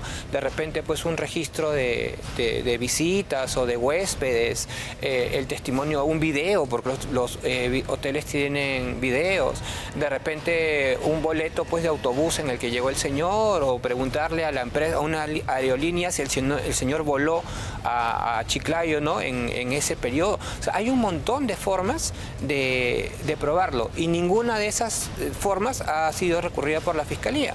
Y la Fiscalía, en la audiencia de prisión preventiva, sostuvo que el señor Nicanor había estado presente porque una de esas personas se había hospedado y cuando tomó desayuno le dieron un boleto que decía el desayuno más 1. Y la Fiscalía asume que ese más 1 era el señor Nicanor Boluarte, a pesar que todos han negado que él estaba presente. El testimonio del señor Dustin Coelho no forma parte de la carpeta fiscal. Sí, ha sido incorporado como testigo. Ahora, él ha ido un poco más allá y ha señalado también que incluso después de esta reunión en Lambayeque hubo otra reunión aquí en Lima, en un hotel en Chosica, y donde el anfitrión de la reunión fue Nicanor Boluarte, y hay una foto donde aparece un prefecto de Piura también en este hotel que es bien conocido en Chosica. No, o sea, habría que ver el contexto, ¿no? Eso de que lo recibió como anfitrión y había un prefecto, eso no es correcto, ¿no? Ha habido una reunión me parece que en Los Cóndores, pero esa reunión se ha dado mucho antes, porque en este caso hay dos momentos. Un primer momento en el que el señor Nicanor Boluarte tenía un acercamiento con algunos comités ciudadanos que se habían gestado para darle apoyo al presidente Castillo. Y una vez que el presidente Castillo es elegido, estos comités ciudadanos, dada la organización que ya tenían, decidieron formar un partido político. Y navegar en esa línea. Y en ese momento, cuando los comités ciudadanos deciden ya formar un partido político, el señor Nicanor rompe vínculo con ellos y ellos ya de manera independiente han seguido su camino hasta, bueno, el partido que han formado, ¿no? ¿Y por qué este señor tendría que mentir? ¿Por qué tendría que dar un testimonio a la Fiscalía que es falso? Ustedes lo podrían acusar además por falsa declaración. Sí, claro. De hecho no es el primero, ¿no? Hay varios testigos que han referido hechos que no son ciertos. En el caso de este señor Coelho, él ha sido aún un poco más temerario porque él ha referido una reunión que nunca ha existido. Entonces, esto va a tener que seguir evidentemente su camino porque todavía estamos a mitad de investigación. Y cuando se llegue a acreditar que este hecho es falso, todos los testigos van a tener que ser denunciados por nuestra parte. O sea, Nicanor Boluarte nunca participó, de acuerdo a lo que nos está diciendo esta mañana, en la designación ni de prefectos, ni de subprefectos, ni ofreció cargos públicos a personas a cambio de algún apoyo político para Dina Boluarte, presidenta de la República, y apoyo también para el Partido Ciudadanos por el Perú. No, eso es mentira. Por eso es que él tiene el título de instigador, porque él dice que ha instigado a autoridades para que se nombren a estos prefectos. Y esto es bien sencillo, porque quien nombraba era el señor Jorge Ortiz Marreros, quien en esa época era el jefe de gobierno interior. Y entre el señor Ortiz Marreros y el señor Nicanor Boluarte no hay una sola comunicación. Entonces, eso es un poco raro, ¿no? Le dieron prisión preventiva de 36 meses a su patrocinado. En el 2024, noviembre del 2024 me parece, correcto. Él pasa a la clandestinidad, sí, ¿no? Pero 3 meses después o 4 meses después, la Sala Penal de Apelaciones anuló esa prisión preventiva ordenada inicialmente por el juez Carguancho. Sí, es correcto. ¿Y cuáles fueron los argumentos para anular esta solicitud de prisión preventiva que consideró la Sala Penal Nacional de Apelaciones? Entre ellos que no habían graves y fundados elementos de convicción que acreditaran que existiera una organización criminal, que el control difuso alegado por el juez estaba mal aplicado. Ellos decidieron aplicar la ley 32.138, que es la última. Bueno, y finalmente, algo que es bastante importante y que a veces nosotros olvidamos un poco en materia de prisiones preventivas, es que el señor tiene todos sus arraigos. O sea, es un señor que tiene trabajo, tiene familia, tiene domicilio y en ningún momento ha mostrado ninguna actitud por querer sustraerse al proceso, ¿no? Más bien ha comparecido a todas las audiencias de prisión preventiva que han durado, pues mira, casi 5 meses, me parece. Ahora, siendo él el hermano de la presidenta y, digamos, manejando algún tipo de redes de poder, aunque no ostente ningún cargo público, ¿no? El señor Nicanor Boluarte no tiene ningún cargo público, pero, digamos, está inmerso en un espacio de poder por ser el hermano de la presidenta. ¿No cree que este podría ser un argumento suficiente como para decir, no, sí, puede haber tenido injerencia en alguno de estos nombramientos para buscar algún tipo de favorecimiento? Mira, para empezar, el señor no tiene ninguna red de poder. El señor vive del ejercicio de su profesión de abogado, y sus ingresos están claramente transparentados, tributados, declarados, ¿no? No está vinculado pues a ningún espacio de poder. Y lo que tú me dices, creo que es una suspicacia válida, ¿cierto? Creo que es válido, sobre todo en un ámbito periodístico, pero que lamentablemente pues no se apega a la realidad, ¿no? Sí, le hacía la pregunta porque hay quien puede decir, bueno, pero es el hermano de la presidenta, entonces hay alguna investigación en curso, de pronto podría obstruir algún tipo de investigación, porque de todas maneras tiene cercanía con la máxima autoridad del país. No, sin duda. Yo por eso te decía, ¿no? La suspicacia o la inferencia es absolutamente válida, pero ya a la luz de los hechos, en ningún caso se ha obstruido la investigación. Mira tú que al señor lo detuvieron, ¿no? En mayo del año pasado, estuvo detenido unos días, se apeló, revocaron, y luego nosotros hemos concurrido cuando hemos sido citados, hemos religiosamente asistido día a día por 5 meses a la audiencia de prisión preventiva, hasta que se ha revocado y en este momento no tiene ninguna regla de conducta. ¿Cree usted que puede existir algún tipo de presión institucional, por decirlo de alguna manera, de parte del Ministerio Público para con el Ejecutivo, utilizando la figura de Nicanor Boluarte para atacar a la presidenta? Es un poco el argumento que se maneja a veces. O, digamos, si analizamos a detalle el comportamiento también del juez a cargo del juicio, que es Richard Concepción Carguancho. A ver, mira, dos temas, ¿no?, de lo que me dices. Lo primero, yo no voy a entrar en el juego de cimentar mi defensa sobre la base de la persecución política. Ya no lo voy a hacer, creo que no es el caso. ¿Cree que existe? Yo sé que no está fundamentando su defensa, a lo largo de la historia, ¿no es cierto?, hemos visto casos de persecución política. Yo no creo que haya una persecución política como tal contra el señor Nicanor Boluarte, pero lo que yo sí creo, y esta es una opinión absolutamente personal, es que el señor Nicanor Boluarte es un cimiento por el cual EFICOP se sostiene.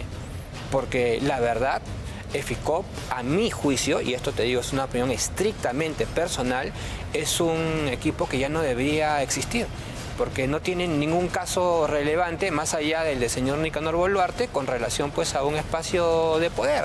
Entonces quizás eso haga pues que se esfuercen en construir el caso, ponerle ganas al caso.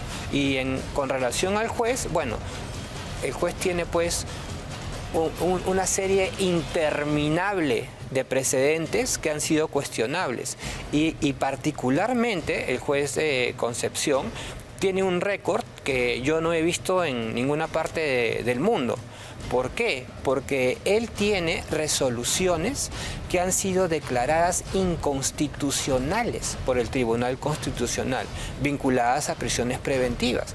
En cualquier sistema democrático, jurídico, social del mundo, un juez con ese antecedente no debería seguir ejerciendo la magistratura. Ha habido sí, efectivamente, ¿no? Y como que se toma la prisión preventiva como una condena anticipada, ¿no? Entonces, en el caso de este es juez. lo que yo decía, no solamente entiendo que hay un espacio de falibilidad, ¿no? Los jueces se pueden equivocar, pueden tener criterios que luego se corrigen, pero ya el hecho que una decisión tuya sea declarada inconstitucional por el máximo intérprete de la Constitución de un país es algo que debería, ¿no es cierto?, encender alguna alerta. Bueno, y no sería la primera vez, con esto por supuesto aquí no estamos diciendo que Nicanor Boluarte sea inocente, tendrá que seguir el proceso, pero con un debido proceso, para eso está usted que es su abogado, para defenderlo, pero no sería la primera vez que tanto el Ministerio Público, EFICOP, de Marita Barreto y tal, y algunos jueces del Poder Judicial cometen algunas cosas que no son regulares. Lo acabamos de ver en el caso de la señora Betsy Chávez, que la tuvieron presa una semana porque el fiscal no había solicitado a tiempo la extensión de la prisión preventiva y luego se dio una audiencia una semana después, avalado esto por el Poder Judicial. Tanto que le han terminado dando la razón y por eso ahora la señora está fuera de la cárcel, porque se vulneraron sus derechos. Y aquí nadie está a favor de Betsy Chávez, pero la verdad es que las cosas como son y en el estricto de cómo deben ser las cosas de manera regular. Claro, ¿y qué ha pasado con Betsy Chávez? Nada. Mira todo el tiempo que ha estado presa, injustamente presa, ¿no?, a la luz del precedente. ¿Y qué ha pasado? Nada. Es como que a nadie le interesa. ¿Ha recibido siquiera una disculpa de la institución? El Poder Judicial o la Fiscalía le ha dicho, señora Chávez, le expreso unas disculpas por haber tramitado mal su libertad. Ni siquiera eso. Entonces es indignante. Porque, tengo que cerrar, doctor. El caso Ícaro por el último allanamiento, ¿en qué quedó eso? Bueno, seguimos nosotros como terceros vinculados, no somos parte del caso. Hemos interpuesto un recurso de apelación contra la medida de allanamiento. Ya nos concedieron la apelación y estamos esperando que esto se eleve a una sala superior para poder discutirla. Bien, muchas gracias, doctor. Abogado de Nicanor Boluarte, el doctor Luis Vivanco, gracias. Conversando con nosotros esta mañana. Tenemos que ir con más información, tenemos que hablar de Dina Boluarte precisamente, porque hubo una marcha el fin de semana, el día sábado, en contra de la reforma del sistema de pensiones en nuestro país, algo que ha sido ampliamente criticado porque en realidad parece que solamente favorece a las AFPs y no a los contribuyentes. Bueno, el asunto es que ella, en medio de toda esta controversia, ha hecho un anuncio de el octavo retiro de la AFP, algo que el Ejecutivo había negado en todos los tonos. ministros. Había dicho que no iba a haber octavo retiro, los ministros se pronunciaron en contra, pero ahora la presidenta ha cambiado de opinión. Y atendiendo sobre todo la preocupación de millones de peruanos que están a la expectativa del próximo retiro de las AFP, nuestro gobierno ha tomado la posición de opinar favorablemente sobre esta medida. Bueno, pero el tema de fondo, más allá del octavo retiro, es el sistema de reforma que se está planteando y, por supuesto, con el aval del Poder Ejecutivo, ¿no? Algo que no ha caído nada bien en la ciudadanía porque se está tomando como una imposición, como un abuso, un sistema para muchos caduco que en realidad no ayuda a nadie. Entonces, la pregunta es válida, ¿no? ¿Es efectivamente el sistema de AFPs algo que beneficia al ciudadano, un sistema de ahorros para su vejez? ¿Uno va a poder jubilarse con una pensión digna? ¿O es un pretexto para que estas empresas puedan seguir haciendo plata a costa de todos nosotros?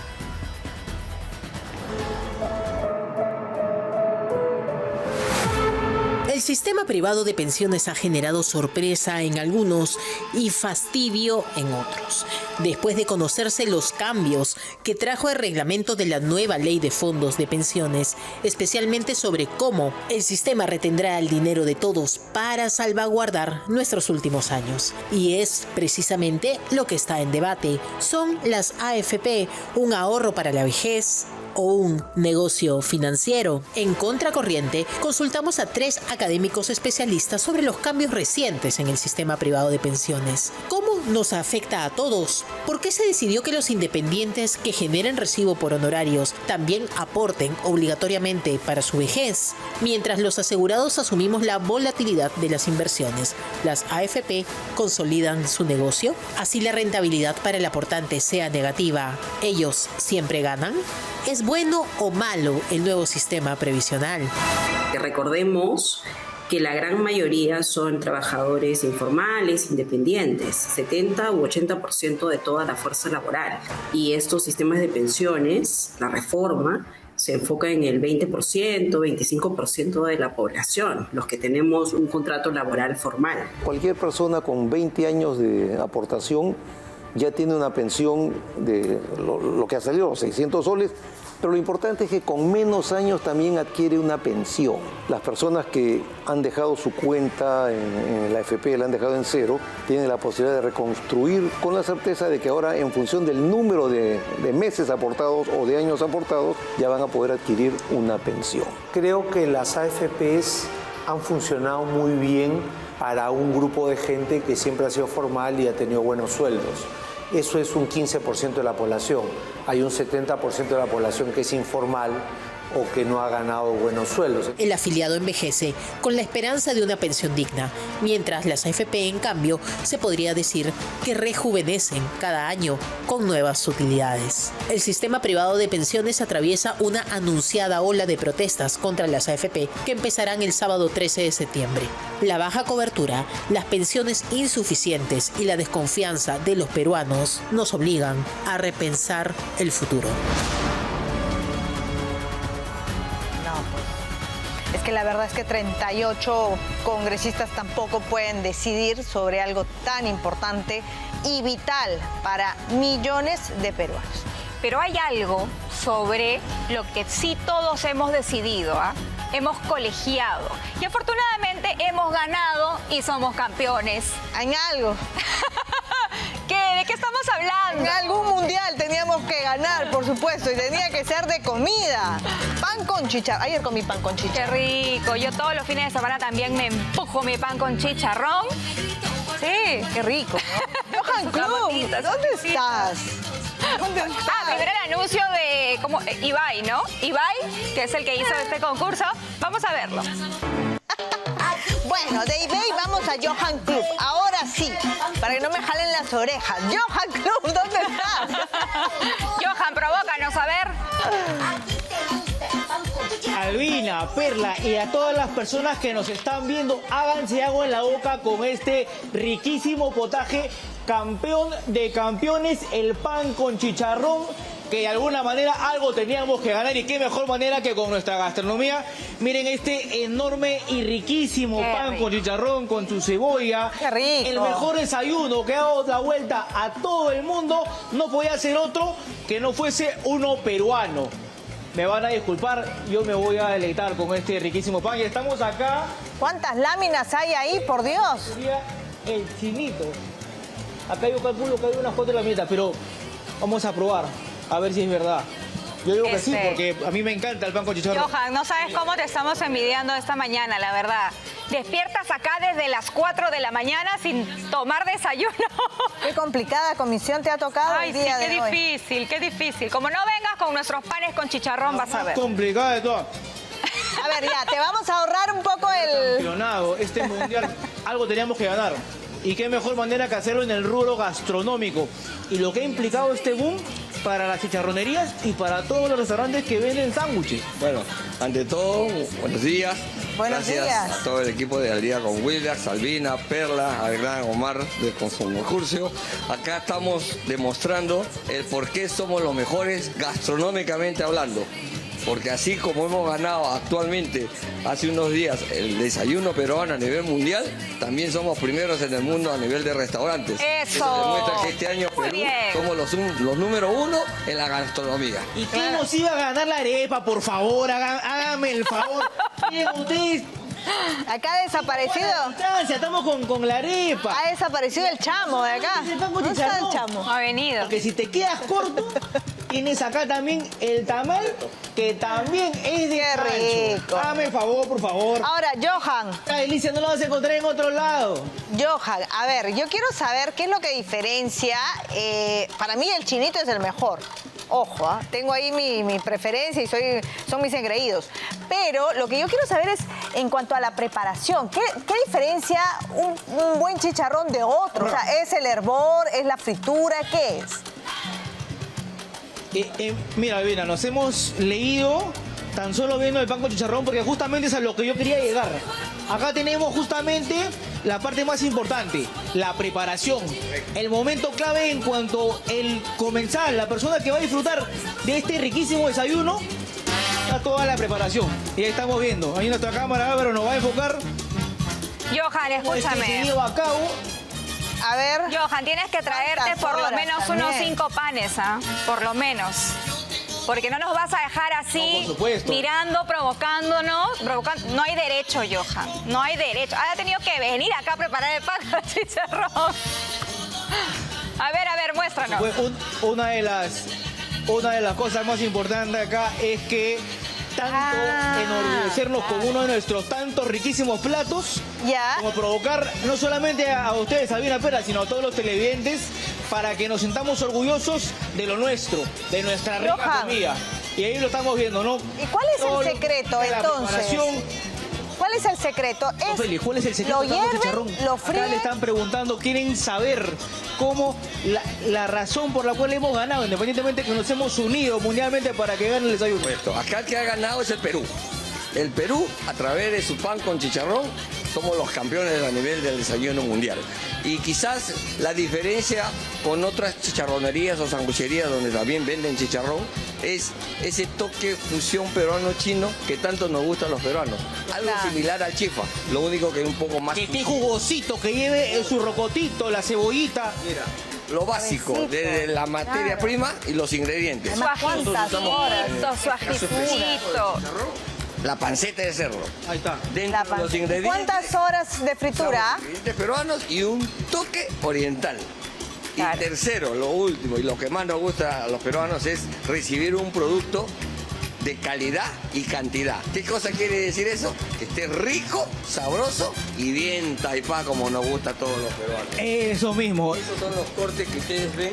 Y en cristiano que pique, que tenga su ají, porque si no, no vale. Y sobre todo que esté jugosito el chanchito. Mira, esto es de la olla al perol, del perol al pan. Ahí vamos para acá también, para ir viendo nuevamente la mesita, porque tenemos, como dije, el desayuno completo. Está la mesa servida. Muy para bien. que, Albina, Perla, ustedes vean acá, cerramos acá la comisión y nos venimos a tomar desayuno todos juntos, con toda la producción del día con Willax y a mi productora Francis también para que vean que se ponga su pan con chicharrón.